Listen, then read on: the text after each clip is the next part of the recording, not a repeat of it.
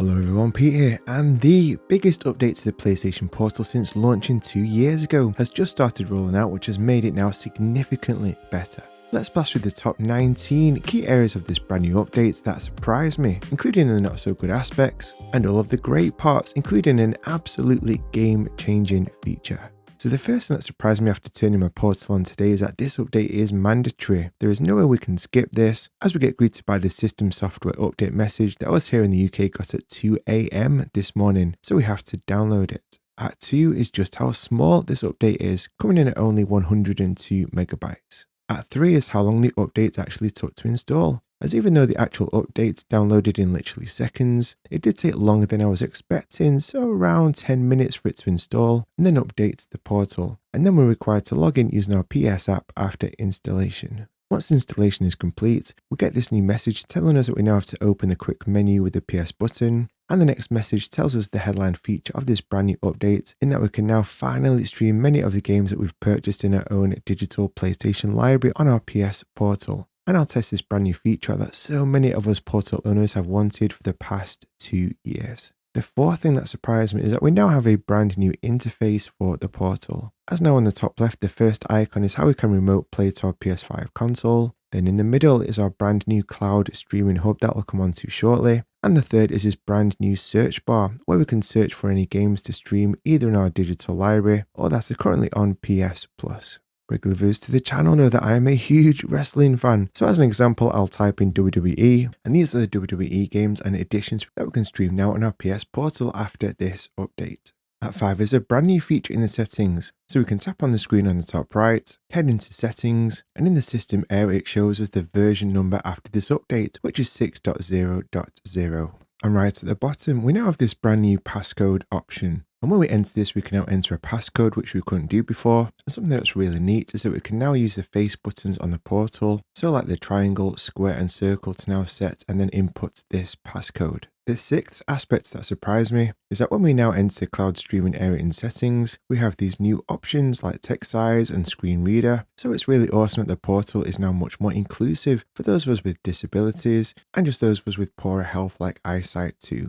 Very cool. So for 7, let's see if this new 6.0.0 update has improved local remote play at all. I've got a PS5 Pro console that I'm going to connect to here at home, and one of the big reasons that my portal just collects dust a lot of the time is that it's games like FC25 with the smaller characters on the display and the slight lag that just doesn't make it a super enjoyable experience on the portal. So let's see if this update has improved this. So this is one of the aspects that surprised me the most, in that this new 6.0 update to me does feel like the visual quality has improved somewhat. The tiny characters on screen do appear to be slightly more enhanced. And what's more is that the lag does appear to be less too, which is absolutely crucial for games like FC25 that require lightning fast reflexes. But listen, I don't know if it's just me, so please do let me know below in the comments if you have a portal and if you think that PS5 Remote Play has got better as a result of this huge 6.0 update below in the comments. I will say though that I still think an amazing PS5 Remote Play app called PX Play for PC gaming handhelds like the ROG Ally X does offer a better experience than even the portal though still when it comes to connecting to our PS5 console at home, and I cover it in my 2-hour ultimate guide for the Xbox Ally and ROG Ally handhelds, and I'll leave a link below.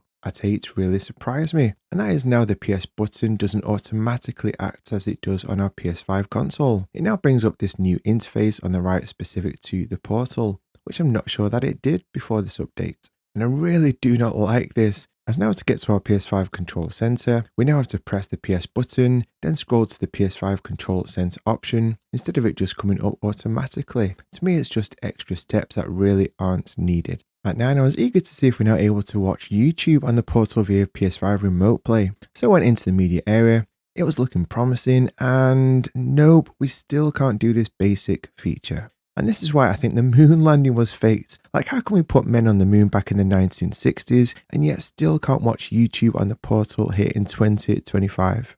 At 10, while the crew Motorfest was loading up, was remembering just how incredibly comfortable the portal is. And while on today's community poll here on the channel that just over 75% of you awesome viewers voted the Xbox Ally as the most comfortable, the portal still got a very respectable quarter of the votes. And now that I've finally been able to get the Xbox Ally X, I genuinely don't know if this really is more comfortable than the portal right now. At 11 is, yes, playing Motorfest, which by the way, if you're a fan of the incredible Forza Horizon games, then you absolutely must play this. Again, it really did seem on remote play here on my home Wi-Fi that visually it definitely does have less visual imperfections on this new update, with stuff like the teeny tiny details and the speedometer being particularly more crisper and concise to my eye. And at 12, and the final game I wanted to test on remote play is EA Sports WRC, which again requires as low lag as possible for precise handling of the car. Again, this felt more responsive than before the 6.0 update. It certainly felt like less lag was present, but as I say, do let us know your experiences below.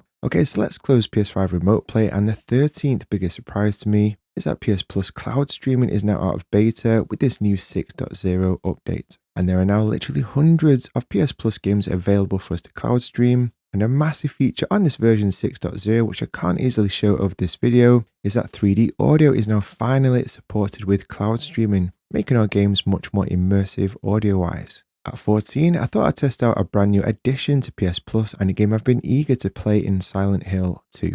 And wow, saying that cloud streaming does not offer us the best gaming experience, like we genuinely would think that this is an installed game. The reflections and nuances in the floor paneling, for example, just look so crisp. And then heading outside, where I really thought all of the fog would really highlight any visual degradation that is commonly associated with cloud streaming, it just wasn't noticeable. And I think I'd be very happy playing the game in this way. Surprise 15 is that we now have a new game invitations option when cloud streaming. So we can now finally receive game invites from our friends that are playing the same games during cloud streaming and join multiplayer sessions from this area too, which is neat. At 16 is that when I loaded up WWE 2K25 on the PS Plus area, that all of my DLC and add-on packs that I've bought also got loaded up too, which is so ace. So for example, in the Royal Rumble, all the many legends I've bought like Cactus Jack appeared, and again I was really impressed with the experience of playing a game that requires super fast reflexes over cloud streaming. For example, tricky reversals were still very easy to do. Okay, so at 17, let's test out the main headline feature, which is now the ability to cloud stream games from our own PS5 digital library, which is such a game-changing feature. And yes, a ton of games that I've bought over the years on our console now appear here. And I thought I'd test out Pancake's favourite game in Stray. I absolutely love how our save states from our console appear here ready to load up. And this game just looks absolutely stunning on the Portal, with its neon drenched colours looking incredible on the Portal's 8-inch screen. And as I say, I've just got the Xbox Ally X, which so far I'm absolutely loving. But the smaller 7-inch screen is a bit of a downer when we've played on a bigger 8-inch screen like the Portal. If you've never played Stray, then absolutely do. It's just come on PS Plus like yesterday, I believe, and it's a fantastic experience, especially on a handheld tucked up in bed during these winter and cold nights on the Portal. One last thing is that the ray tracing in this game is so immersive. It's really surreal to play this on the Portal that's incredibly light, as this graphically intense effect, which ray tracing is, usually requires a much heavier PC gaming handheld like the ROG Ally X. Surprise 18 is that while there are almost 3,000 games available now to cloud stream from our digital libraries, which is an insane number, of course not every game that we own is available just yet, with one notable absence for me personally being Assassin's Creed Shadows. So let's hope that all publishers get on board in offering the ability to cloud stream over these next few weeks and months. And at 19, I thought I'd really test out how much lag there is with cloud streaming in a game I've bought with the amazing Astro Bot.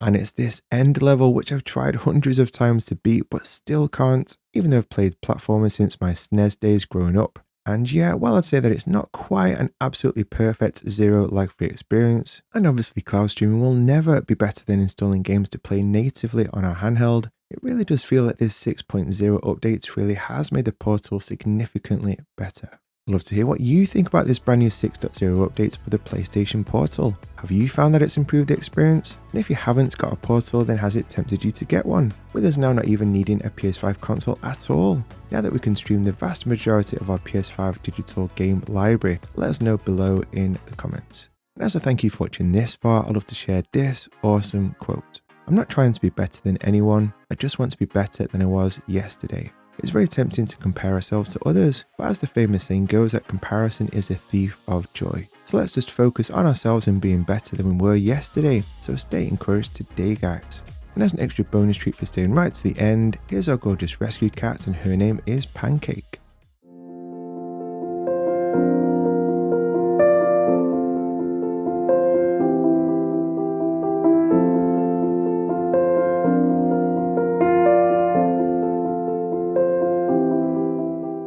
As I say, I've just got the brand new Xbox Ally X, and check out the top 10 aspects that really surprised me in this vid. As always, be sure to like if you found this helpful, subscribe if you enjoy this type of content.